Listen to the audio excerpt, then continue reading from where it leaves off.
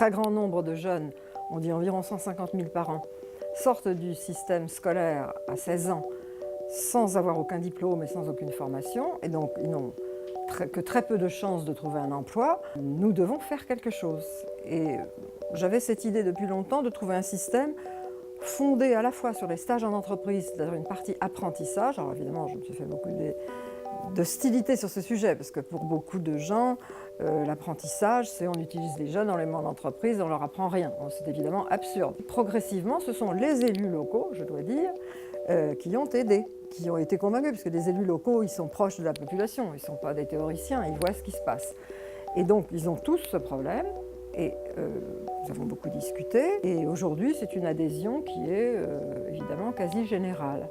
Non seulement au niveau des élus locaux, ça il y a longtemps, des régions qui d'ailleurs financent pour une large mesure les écoles de la deuxième chance, et je tiens à les remercier, mais même aujourd'hui l'État. Des résultats qui sont vraiment remarquables, on a environ 80 écoles et il n'y a pas de mois qui se passe sans que j'en inaugure une nouvelle. Le taux de succès est très intéressant puisqu'il avoisine 60-70%, et le succès ça veut dire soit un emploi, soit le retour à une formation qualifiante. Bon. Donc où on apprend un métier.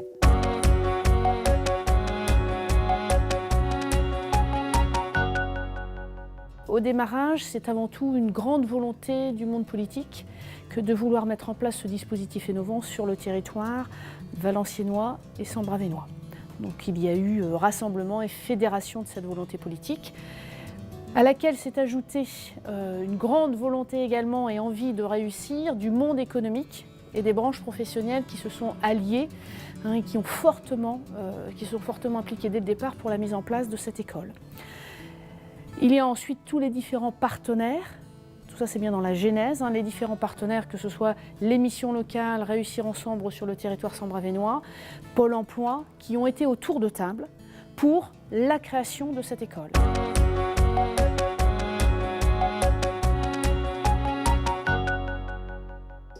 Le conseil d'administration de l'association est constitué de 12 membres issus de 3 collèges, le collège de la société civile, collège des élus territoriaux et collège des entreprises. Ces 12 membres sont particulièrement présents et efficaces. Leur soutien est inconditionnel et très important pour la réussite de notre école et la réussite de nos stagiaires. Le financement est pluriel, donc nous avons une part venant de l'État par la directe et par l'accès des RJSCS. Nous avons une part venant de l'Europe par le FSE-ENO, une part venant de la région. Et puis nous avons les collectivités territoriales aussi qui nous soutiennent, à la fois Valenciennes et Maubeuge. Et puis des soutiens aussi d'autres collectivités territoriales proches, notamment la vallée de la Scarpe. Et enfin, les entreprises sont très présentes, nos mécènes sont très importants et là encore essentiels au fonctionnement, dans la mesure où justement le fonctionnement de l'école de la deuxième chance repose sur un très fort partenariat avec les entreprises pour accueillir nos stagiaires.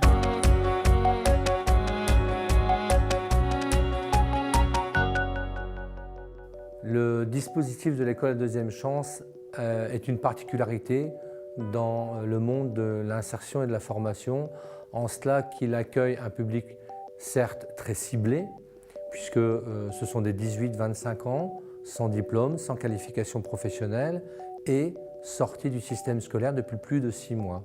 Donc généralement, ce sont des jeunes qui non seulement ont un décrochage scolaire avéré, mais qui également, socialement, sont un peu à la peine. Donc la grande particularité, c'est d'essayer de les remotiver pour déterminer ce qu'ils ont envie de faire de leur vie personnelle et professionnelle. Alors la particularité exemplaire de l'école, c'est de pouvoir suivre ces jeunes et de les accompagner vers l'emploi durable en leur amenant des possibilités de solutions, de stages et plus d'emploi, et également en ayant vérifié un certain nombre de savoirs de base et de savoirs de socialisation, de savoir-être notamment, et d'ouverture à la vie sociale. Ça, c'est très important pour leur future réussite. Et nous pouvons, par ailleurs, les suivre jusqu'à 2 ans, ce que peu de personnes et peu de dispositifs peuvent faire à l'heure actuelle.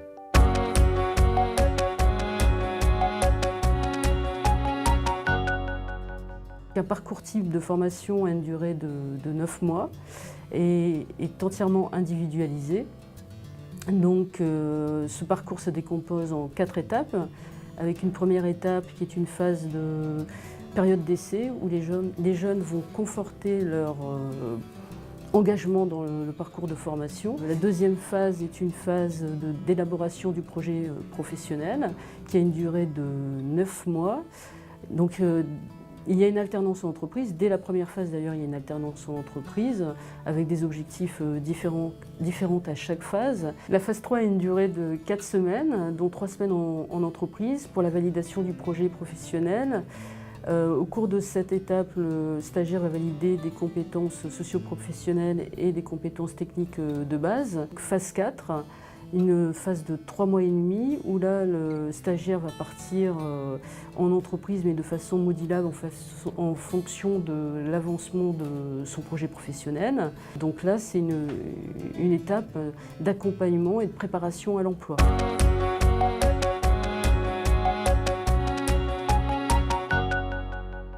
Le stagiaire qui arrive à l'école doit démarcher ces entreprises, doit prospecter des entreprises pour trouver des stages tout simplement, liés bien entendu à son projet professionnel. Donc la plupart d'entre eux trouvent, quasi tous. Mon rôle est justement d'intervenir en aval, plus en aval de cela, si l'entreprise souhaite continuer avec ce jeune. Bon, il y a un premier stage qui est effectué pendant 15 jours, 3 semaines. Si l'entreprise est satisfaite de ce jeune, elle peut, alors ce qu'on espère tous bien entendu, l'embaucher et à ce moment-là, je peux intervenir avec cette entreprise-là pour trouver des solutions, soit dans le cadre d'une embauche classique, d'un contrat en alternance ou d'une formation préalable à un recrutement. Pour certains, ils n'ont jamais eu une expérience professionnelle de leur vie. Donc pour certains, c'est très difficile de s'imaginer comment fonctionne une entreprise. Encore plus quand il s'agit d'un site comme PSA, c'est une usine, c'est un monde industriel. Donc on a parfois des a priori en plus sur ce milieu-là. Donc c'est important pour eux, pour certains qui n'ont pas encore de projet professionnel bien établi, de rencontrer des professionnels, de faire une visite d'entreprise et de justement essayer d'enlever ces a priori, d'enlever ces préjugés sur ces métiers-là.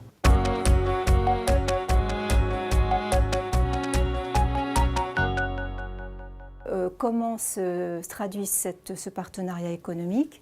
Eh bien, comme aujourd'hui, par le biais d'une action de sensibilisation sur les métiers de l'industrie et de la métallurgie, par le biais donc de témoignages de salariés d'une grande entreprise comme PSA, par la visite des ateliers techniques de ce centre de formation qui fait partie intégrante du réseau de formation de l'UMM, puisque l'AFPI et CFAI ont été créés justement par des chefs d'entreprise pour des entreprises au début, pour justement pallier les formations initiales qui ne correspondaient pas toujours aux véritables besoins des entreprises. Moi, je trouve que c'est une excellente solution pour justement pallier d'une part à cette pénurie de main-d'œuvre qui existe en ce moment dans la métallurgie et aussi pour insérer ces jeunes qui apparemment n'ont pas su s'adapter à un système traditionnel, scolaire traditionnel.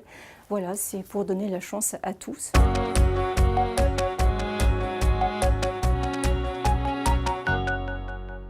Ça fait partie de notre champ de recrutement. On est plutôt une usine dont l'activité est en progression. On a des objectifs de recrutement importants dans les années qui viennent. Donc c'est une des premières raisons. La deuxième raison, c'est qu'on estime qu'on a un rôle sociétal à jouer au sein de notre région, puisque déjà aujourd'hui on représente 2600 emplois. Donc 2600 emplois, c'est aussi important. Et ce rôle, il doit se faire aussi bien vis-à-vis des personnes qui viennent naturellement chez nous que de personnes qui ont plus de difficultés. Et donc c'est pour ça qu'on s'est impliqué dès le départ dans l'école de la deuxième chance. Ce qui nous semble important, et c'est en ce sens qui nous intéresse, c'est tout l'accompagnement avant l'entrée dans la vie professionnelle chez nous. C'est donc bien toute cette phase pour amener des personnes qui sont éloignées de l'emploi jusqu'au moment où ils vont être capables de tenir nos postes en intégrant les contraintes de l'industrie, hein, c'est-à-dire la régularité des horaires, l'implication, la motivation. Pour nous, c'est leur montrer qu'on a un vrai métier, et pour l'école de la deuxième chance, c'est nous amener des personnes qui peuvent s'intégrer facilement dans le contexte industriel.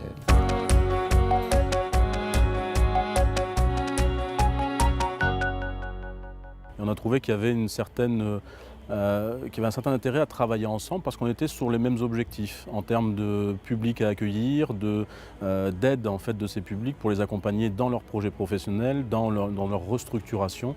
Donc on a très vite adhéré en fait à ce projet de l'école de la seconde chance, et on s'est très vite dit qu'on allait devenir un partenaire de l'école de la seconde chance, à la fois pour aussi bien accueillir des stagiaires, mais vous le verrez tout à l'heure, on a aussi via l'atelier d'insertion embauché en fait une personne qui vient de cette école de la seconde chance.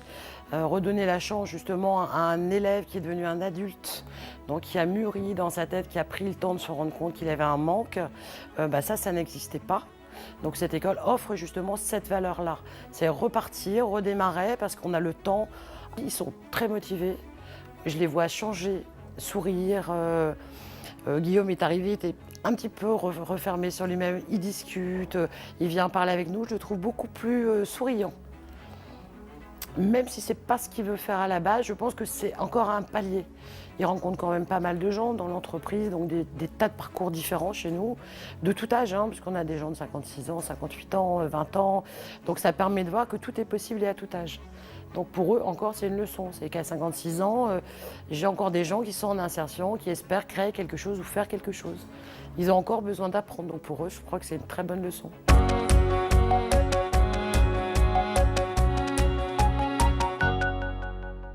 J'espère que mon prochain stage se passera bien.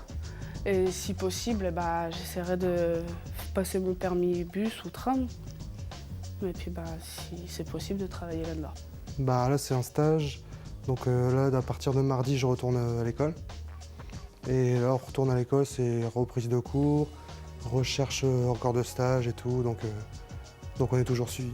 Le principe est différent d'une autre formation, ça change, c'est nouveau, plus dynamique, le fait qu'il y ait du sport, de l'anglais, l'aide pour trouver un travail pour moi était plus concret. Moi, mon projet professionnel, ça serait AMP, donc aide médicale psychologique. Donc c'est à peu près dans le même style que l'aide soignante. Donc m'occuper entièrement de personnes âgées, donc leur donner mon aide. Au niveau de la recherche de stage, j'ai été aidée parce que j'ai fait plusieurs maisons de retraite et puis on ne pouvait pas me prendre, ne prenait pas de stagiaire ou alors c'était complet. Donc c'est l'école qui m'a trouvé cette résidence-là.